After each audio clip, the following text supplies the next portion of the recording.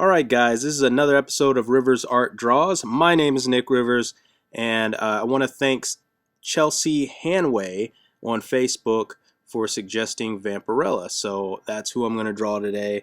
I'm going to do my best to make it a good one. And I'm also going to apologize straight off the bat that this video is I'm going to have to divide it into two parts. It ran a little longer. I spent a little bit more time with this drawing than I anticipated. Don't get used to it, guys, because my videos, especially probably up until the end of February, are going to start getting a little shorter, a little smaller projects, a little smaller drawings, I guess would be the best way to say it. Um, Mostly because I'm going to, well, some of you know that I'm working on the next issue of Tyrannosaurus Rex, issue number 3. And, when you're working on a comic book, you don't want to do what I did basically with this drawing and spend too much time on it because I have to, at some point, get back to work. Speaking of that, I don't have a release date on the website, on the Omniclips website for Tyrannosaurus Rex number 3 yet.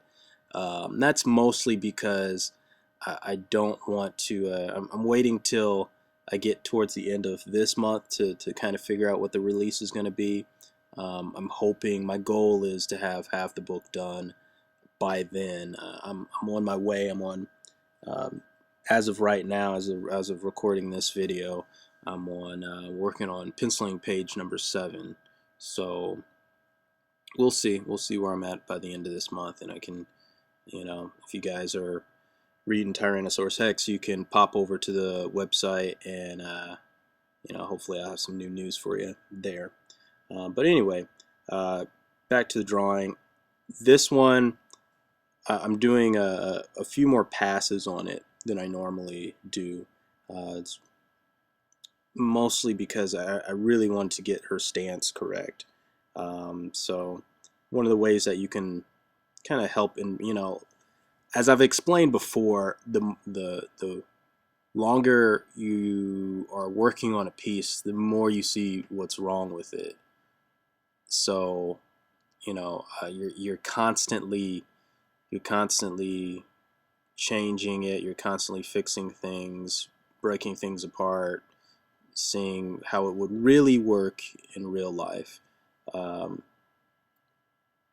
Especially with a pose like this, I didn't have any reference at all, so some of it's kind of just guesswork and seeing what works and what doesn't work, and then fixing it as you go. So you get to correct those things the more passes you do. And what I mean by pass is it's like a rough, you saw my first layer, my first blue line layer is really rough. And this layer that I'm working on now with the darker line work is still going to be rough, but you'll be able to tell it's a little bit more refined now that I've got the basic shape down below. But as I'm refining that, I'm noticing more inaccuracies, fixing those, and then going, once this rough layer is done, I'll blue line that out and then do another layer on top of that and rough it out again, fixing my mistakes on the last pass. So really, the more passes you do, the more you can refine something. You will eventually have to get to the point of your drawing and finish it. So there's that. With this one, like I said, I ended up doing more passes than anticipated with it, and also I added a background on here, which I didn't anticipate working on. But sometimes when you're drawing, you just get sucked into a piece and you just want to keep adding cool things and adding cool things and adding cool things. Before you know it, 3 or 4 hours have gone by, and or there's been so many times where I've started drawing early in the morning, on a weekend, I've got nothing else to do, start drawing early in the morning, and I've got the blinds open, right, and before I know it, I look up and it's dark out. And you're like, whoa, it's, 7 o'clock, 8 o'clock at night. What happened? I spent all day working on this thing, not even looking up once. And, you know, but I say this, I never feel like I've wasted any time when I do that. Because I always feel like I walk away having learned something, having gained some experience. Um, so if you spend all day on a piece, that's a good thing. It's you haven't, unless you have somewhere to go, then it's a bad thing, and you should have picked up your parents a long time ago, or picked up your significant other a long time ago. That's what alarms are for on your phone. Trust me, I've become a quite savvy with that. Um, anyhow, yeah, I'm going back a little bit more into my back history, I guess, as a as someone who's pursuing comic book art.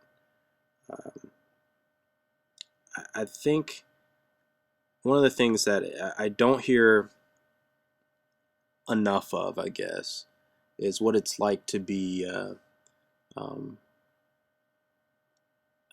what's the, I don't want to say, I guess what it's like to not fit the stereotype of someone who would be a comic book artist, or someone who would be, interested in comics, or sci-fi, or anything like that. Because and it's one of the things that I think about when I'm creating my characters too. Um, Funny enough, I'm drawing Vampirella here, and I don't really characters like her. I'll be honest, I don't know a lot about Vampirella, other than she's a vampire from outer space who wears this really ridiculously skimpy costume. So it might not be fair for me to talk um, too much nonsense about her, but she doesn't, just based off of her looks, she doesn't really fit what, kind of an image I'm necessarily trying to convey with some of my characters. And what I mean by that is, obviously with Vampirella, it's a sex sells kind of thing. Um, and I feel like, man, that's got to be really, I don't know. I don't know how female comic book readers absorb that. Um, I feel like there's a movement now with young female comic book readers that they want to see something that's a little bit more reflects their taste. And I guess the whole thing I'm trying to get at is, being black and being into comics, I always crave something that reflects my taste too. And I want to see, I don't know, I want to see a reflection of me kind of staring back at myself. Pretty much everything that I was into, be it comic books, animation, movies, all the cool sci-fi stuff, all the cool fantasy stories that I loved growing up, were pretty much devoid of ethnicity, or at least didn't reflect my ethnicity. Or if there was, it was always kept to a limited number. Um, if you had a black superhero in a super team, it was just one. You know, it was the token black character, and it's one of the things like I'm really proud about with Tyrannosaurus Rex. It's a cast of mostly black characters, but it is a fantasy world that reflects that, and it's a fantasy world that not just reflects. I mean, the stories focus on a on a black family, essentially. But there's a lot of other different cultures that you'll see mixed in my book. And but getting back to like growing up, like I loved Dragon Ball Z when I was a kid. No black people, and I never really harped on that too much because you have to see who you have to understand that not everyone has a global view of things.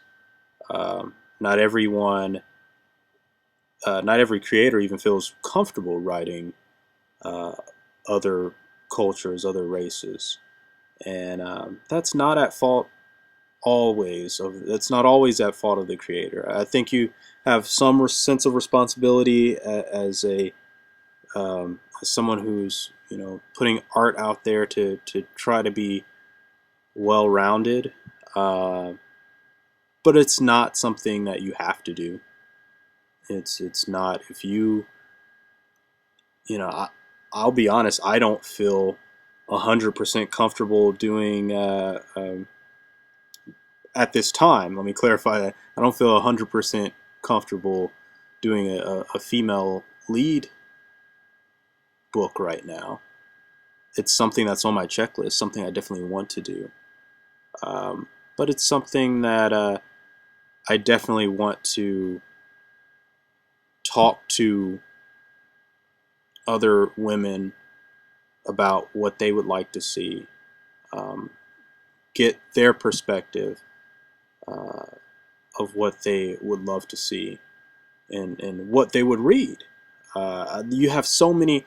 It gets me to no end that you have so many uh, women or black people or you know Mexican people or whatever is the underrepresented majority. They'll come in and they'll demand these things like when are they going to show this, when are they going to have more black heroes, when are they going to do this, when are they going to do that, and they just sit on the sidelines and just wait with their hands open. And I guess I just have a more proactive view on it. Instead of sitting there complaining for it, I'd rather try to use whatever I can to do that. And it's something that I'll get into more on the second video on part 2 of Vampirella. Running short on time on this video. The penciling is almost to an end. So we'll pick this conversation up when we get into the inking portion. Thanks again for your time. Thanks for watching me. And I will have a link up for the next video here, either in the annotations or in the description. So you'll definitely want to check that out to hear what else I have to say about this whole issue, because I've got a lot to say about it. Trust me. All right, guys. I will see you in the next one. Peace.